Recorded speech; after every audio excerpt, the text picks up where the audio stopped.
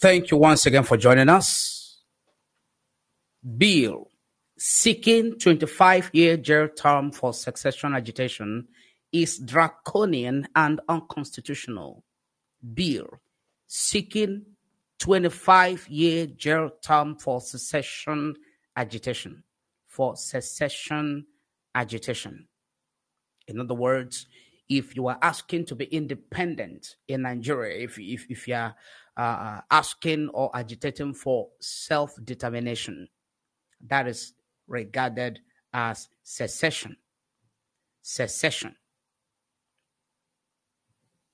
This particular bill that was proposed by the Speaker of Nigeria's House of Representatives, Tajuddin Abbas, a lawyer said that it is draconian and unconstitutional. We all understand that very well, that such a bill is draconian and more especially unconstitutional.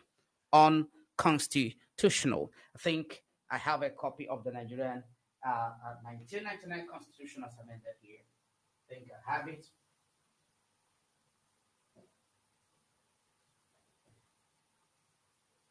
I do. I have it.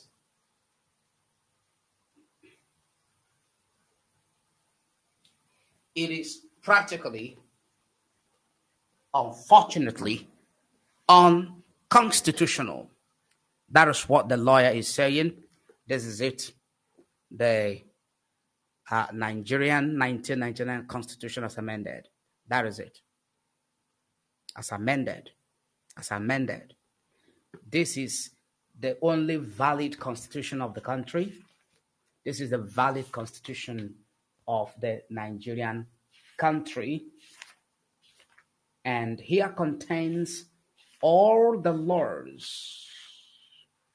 Every law that is made in Nigeria, every bill that is passed into law, any law enacted that does not have its support from this very document is unconstitutional. That is what it means. Any law in Nigeria that does not derive its legitimacy from this document, that does not derive its authenticity, that this very document in my hands does not support, it is considered a nullity. It is considered a nullity. It is considered ultra-vires. It is considered a nullity, illegal, unconstitutional. So, when the lawyer is saying that it is unconstitutional, it means that it is outside and contrary to the provisions. It is outside and contrary to the provisions of the Constitution of the country. And why should a House of Representative Speaker not know better than the rest of us what the Constitution says regarding such bills before he went ahead to sponsor it? And he was very bold enough to sponsor it, very proud to sponsor it, whether he was paid or not, to sponsor it. The Speaker, a lawmaker who understands what the ground norm of the law, what the ground norm says, being the Constitution. It is unconstitutional. It is unconstitutional.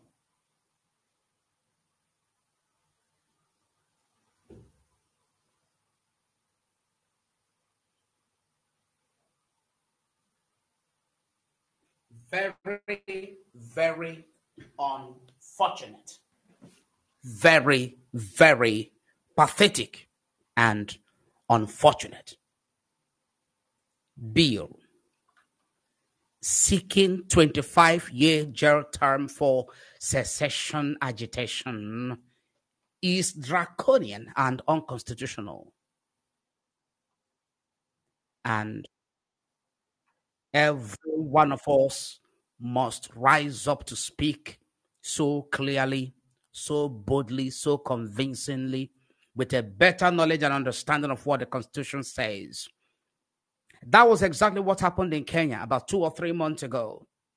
The financial bill that was passed into law by the government of William Ruto that led to the nationwide youth protest that held them to ransom, and the bill was thrown out the window and withdrawn. Nigerian youth, I have not made up my mind to comment on the progresses or the achievements or the failures of the just ended nationwide youth protest, which was tagged End Bad Governance Protest in Nigeria. I have refrained from speaking about it or talking about it for now. For now.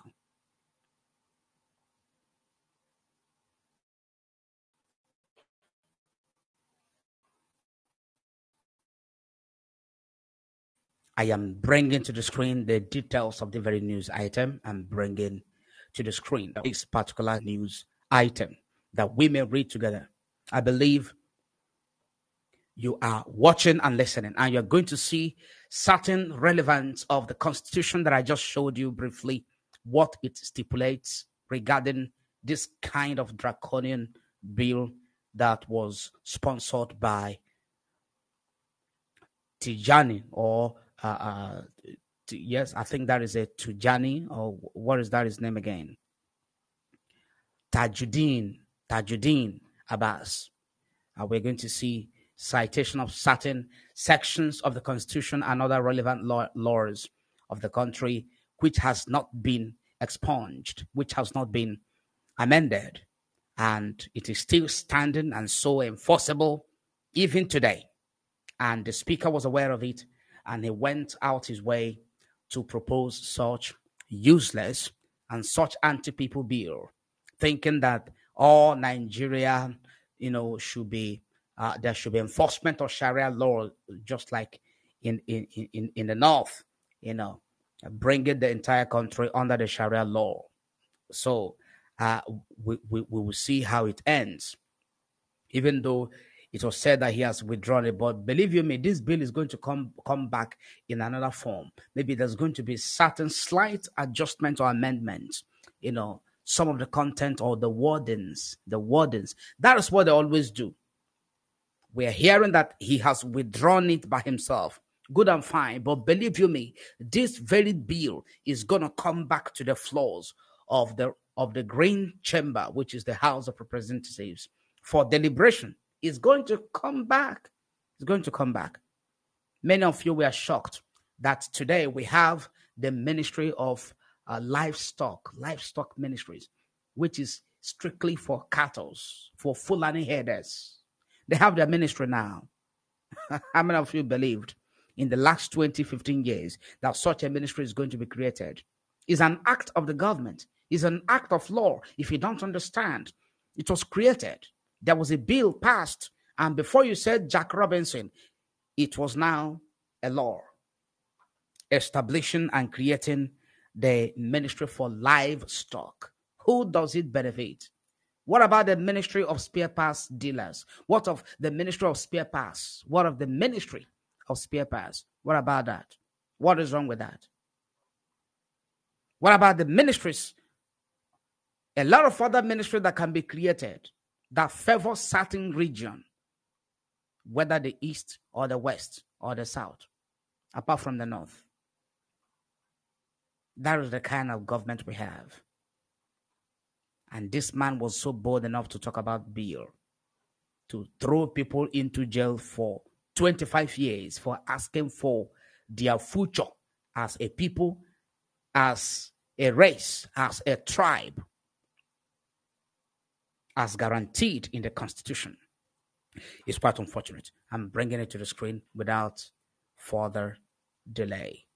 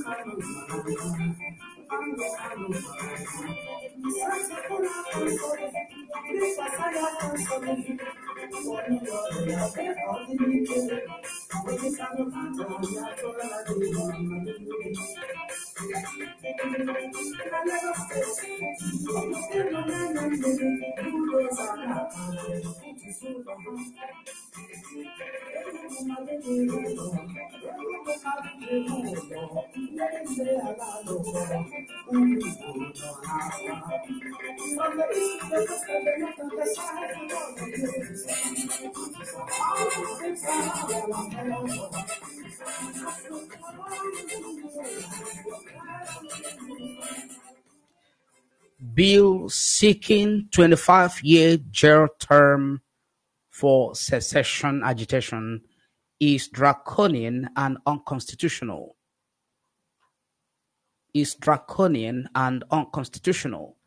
A Nigerian lawyer, Ifeanyi Ejiofor, has described as draconian and unconstitutional a counter-subversion bill sponsored by Tajuddin Abbas, Speaker of Nigeria's House of Representatives.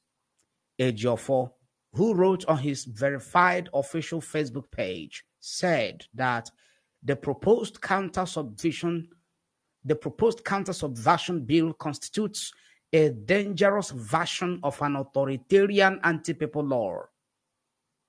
It is imperative to observe that the proposed bill constitutes a dangerous version of an authoritarian anti-people law.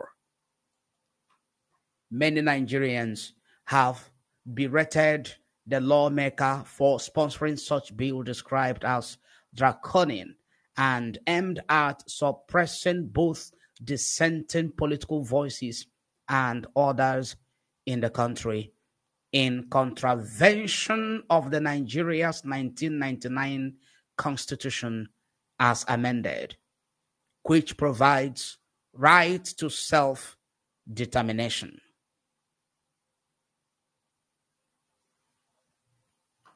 Recall that the Nigeria's House of Representatives Speaker had said in his proposed counter-subversion bill that a person who castigates, instigates, persuades, denigrates, embarrasses, or brings into disrepute the leadership of a community, religion, lawful group, local government, state or federal government of Nigeria commits an offense and is liable on conviction to a fine of 4 million naira or imprisonment for a term of 2 years or both.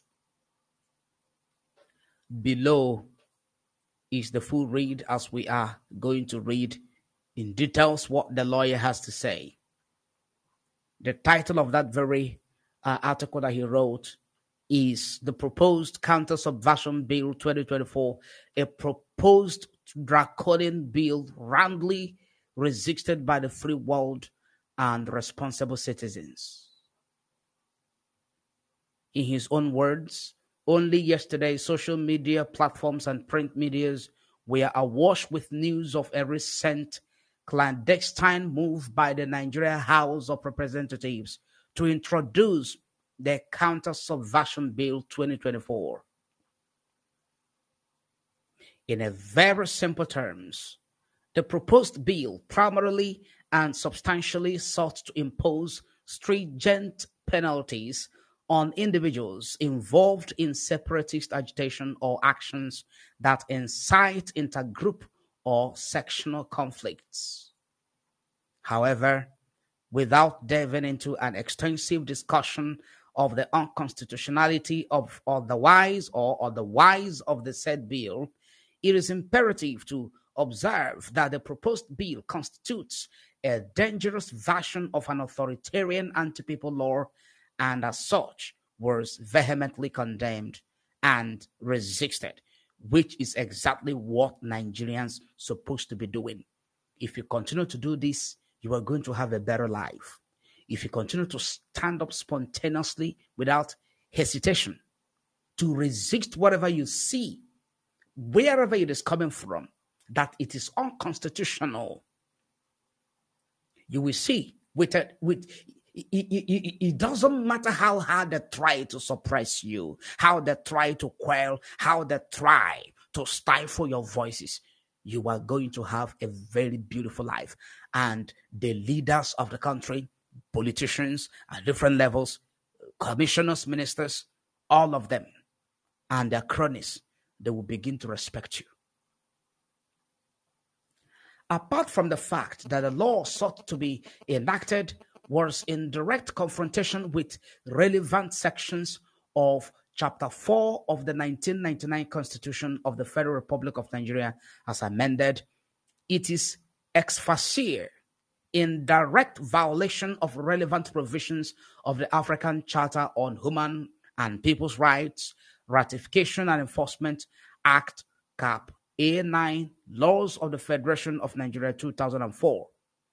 This law has been ratified and is accordingly domiciled as part of our laws today, effectively enjoying the pronouncement of our courts, including the Supreme Court. Specifically, Article 20 of the African Charter on Human and People's Rights, which has been in application in Nigeria by virtue of its domestication as part of our laws, clearly provides that all people shall have the right to exist. They shall have the unquestionable and inalienable right to self-determination. They shall have the unquestionable and inalienable right to self-determination. Just like what Nnamdi Kanu is asking for, what IPOB is asking for, what the Oduduwa, the Yoruba Nation agitators are asking for. It is their right. And this right is unquestionable. It is unquestionable. It is unquestionable. You don't question it. You don't question it. You don't ask them, why are you agitating for Biafra? Why are you asking for secession? Why are you asking to be independent? Why are you talking about self-determination? It is unquestionable. It is inalienable. You cannot remove it. You cannot alienate them from this right. They shall freely determine their political status and shall pursue their economic and social development according to the policies they have freely chosen. This law recognizes the right to self-determination as inalienable and sacrosanct. For a proper appreciation of the dubious intentions of the draftsman, which may have actuated the introduction of the proposed bill, we shall direct our focus on the mischief, if any, which the House of Representatives set out to cure in the first place. This mischief may have necessitated the introduction of the Draconian Bill. A simple analysis will expose our understanding of the unfortunate reality that the federal government is assiduously throwing caution to the wind to ensure that the dissenting voices of relatively marginalized sections of the country are permanently stifled and consequently suffocated forever. It is therefore a good thing that the Speaker of the Nigerian House of Representatives has withdrawn the proposed draconian bill the same way they attempted to smuggle it in. Because if the said anti-people proposed bill was allowed to stand, it would underscore our gradual descent towards a full authoritarian regime, a full-fledged authoritarian regime where the voices of the oppressed can no longer be heard or tolerated. Be assured that we will not hesitate to challenge any attempt to draft or to craftily introduce laws that will undoubtedly infringe on the constitutionally guaranteed rights of citizens by those elected to represent their interests in the National Assembly. Thank you all. Signed, Sir Ifeanyi Ejiofor Esquire, August 14, 2024. And that is it. That is it. This is a welcome development. Everyone must always rise up, speak spontaneously, loudly, vociferously, in clear terms, making certain relevant references to ensure that the point raised are well heard and received without any form of ambiguity. This is very, very welcoming that the bill has been withdrawn. And as I said minutes ago, they are going to bring it back in another version. So you must keep an eye on any bill that is being proposed regarding such kind of things that are highlighted in the very proposed bill. Thank you very much for watching and listening. I am Pastor Maxwell Nawihe. See you tomorrow by God's grace. See you tomorrow by God's grace. Thank you and bye-bye from here. I'm out of this place.